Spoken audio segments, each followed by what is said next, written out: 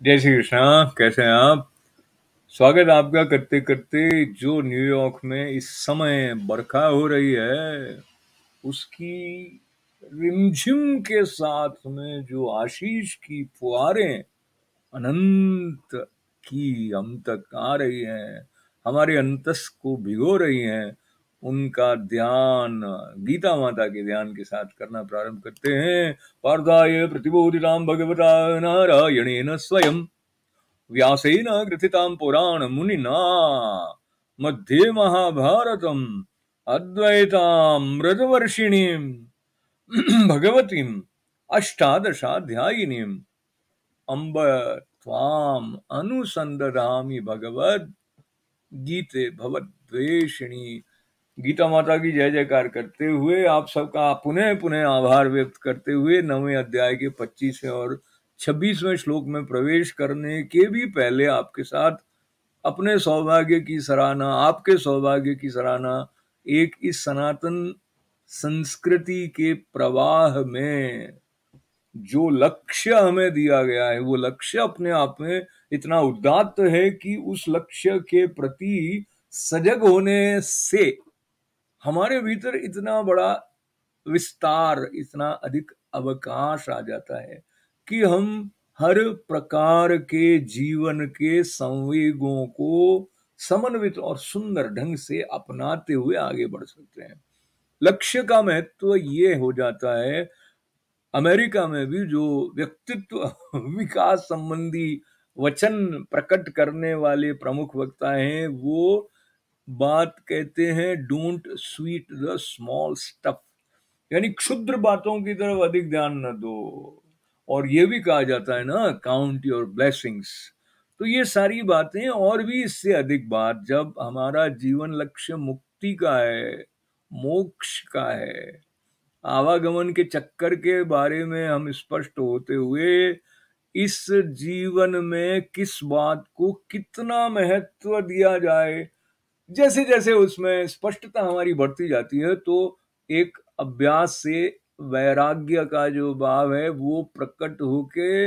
हमारे भीतर एक ऐसी भाव दशा को जन्म दे देता है जो सर्वत्र प्रेम लुटाने के लिए, प्रकाश फैलाने के लिए, आनंद का वितरण करने के लिए प्रस्तुत हो जाती है भगवत कृपा के साथ। तो भगवत कृपा का आश्रय लेते हुए 9वां अध्याय जो है, इसमें तो पद्मनाभ साक्षात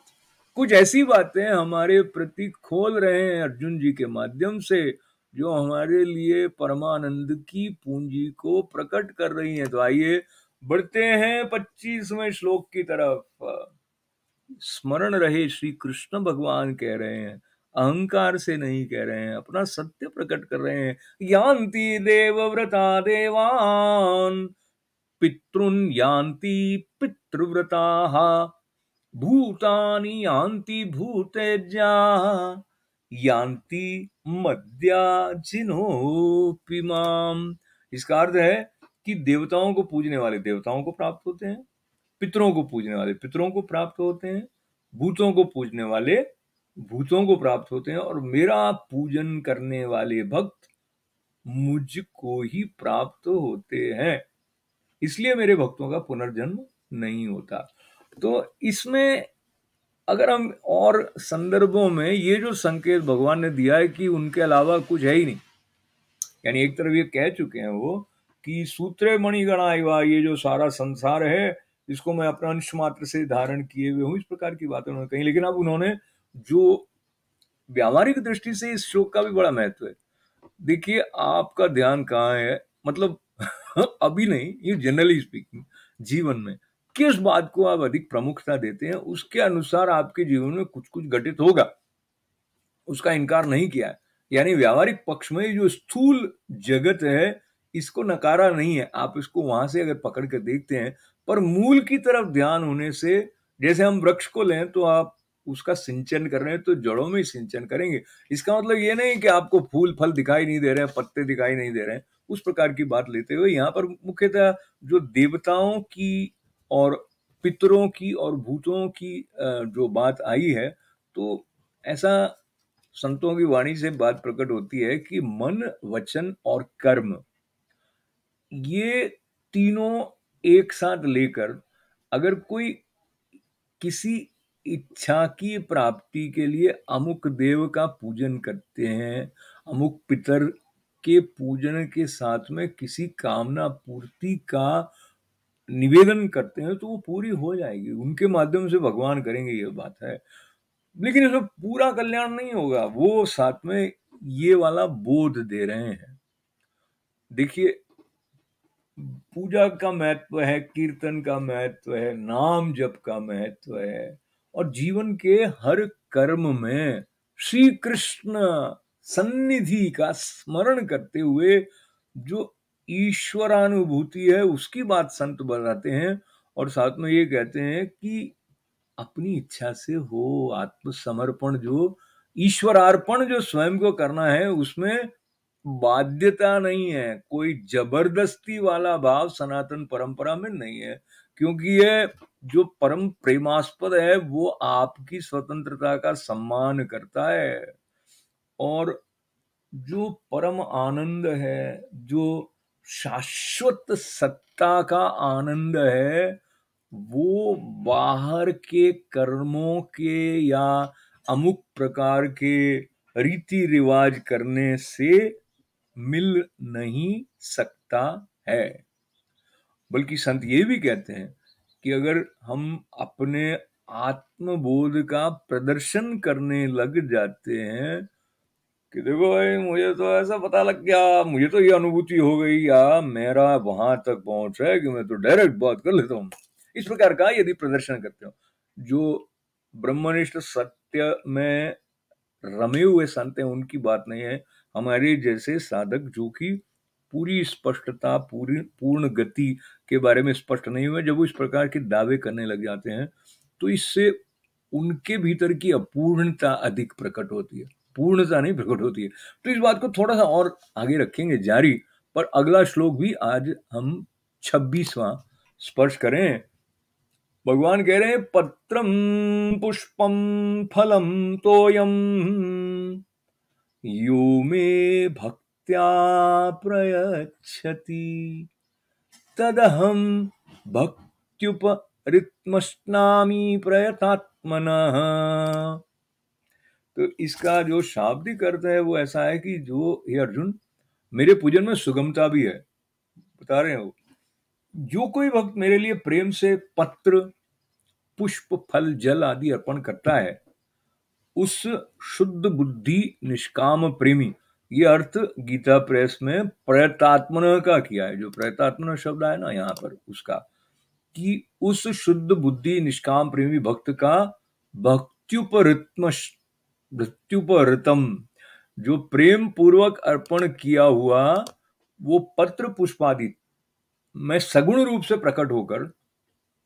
खाता हूं, ऐसा इन्होंने लिखा है। अहम करके तो सगुण रूप से प्रकट होगी, क्योंकि वो स्पष्ट करना चाहते हैं कि भाई जब अगर वो ग्रहण कर रहे हैं तो कैसे ग्रहण करेंगे, इस प्रकार। तो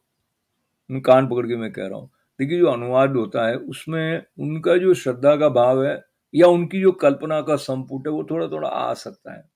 लेकिन आप जब शुद्ध भाव से अपने तौर पर उसी प्रकार के भाव तक पहुंचे तो वो सही है। आप थोड़ा सा अलग भी हो जाए मगर मूल जो दिशा है उससे भटके नहीं, तो फिर बात वो की वही रहती है, थोड़ा थोड़ा उसमें विविधता आ सकती है। तो अगर कोई क्षुद्र मन से काम करता है तो वो क्षुद्र मन से दिव्य उपलब्धि का दावा जो कर देता है, ये प्रसंग पहले जो चल रहा था, तो उससे लाभ होने वाला नहीं है। श्रद्धा की जो बात बार बार आती है श्रीमद् भगवद गीता में, तो यहाँ भी भक्ति से अर्पण कर रहा है।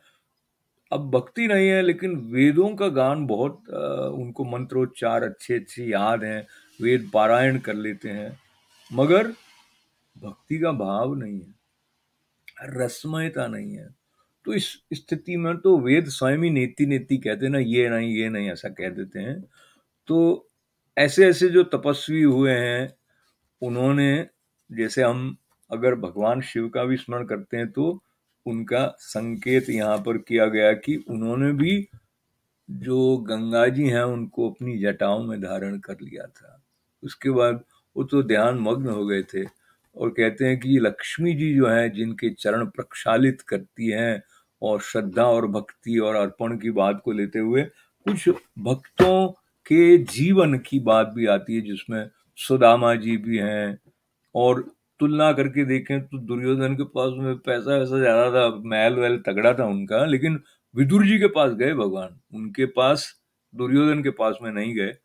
इसी प्रकार कैसे उन्होंने सुदामा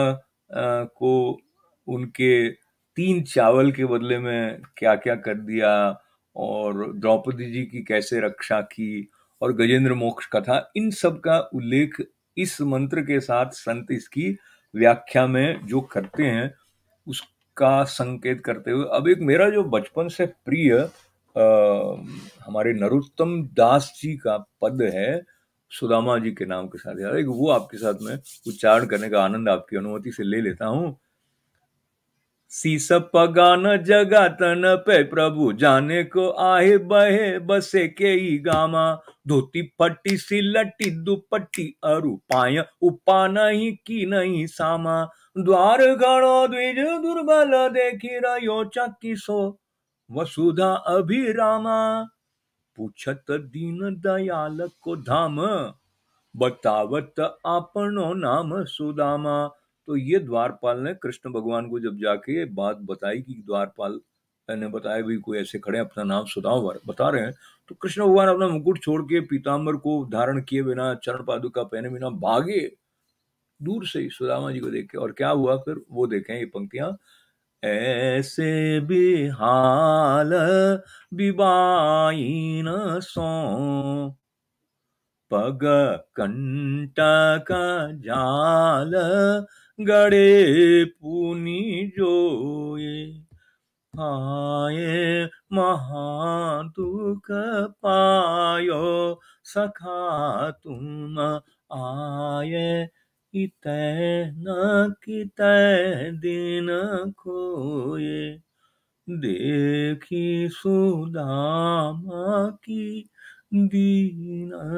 दशा, करुणा करी के करुणा निधि रोए, पानी परात को हाथ छुयो नहीं, नैनन के जल सो पग धोए। तो ये नरोत्तम दास जी का जो पद है सुदामा जी के द्वारिका में कृष्ण भगवान के पास पहुंचने का, उसका आपके साथ रसास्वादन करने का आनंद लेते हुए आज हम जब समापन कर रहे हैं, तो मैं पुनः आपको स्मरण करा रहा हूँ कि 20 जुलाई को हमारी इस एवरीडे गीता के क्रम का 200वां अंक आने वाला है। उसके लिए आप में से कुछ के संदेश आने लग गए हैं, औरों के भी आएंगे तो और आनंद आएगा, ऐसा अनुरोध करते हुए ओम पूर्णमदः पूर्णमिदं पूर्णात् पूर्णोदच्यते पूर्णस्य पूर्णमादाय पूर्णमेवावशिष्यते। ओम शांति शांति शांति। सबका मंगल, सबका कल्याण। जय श्री कृष्ण।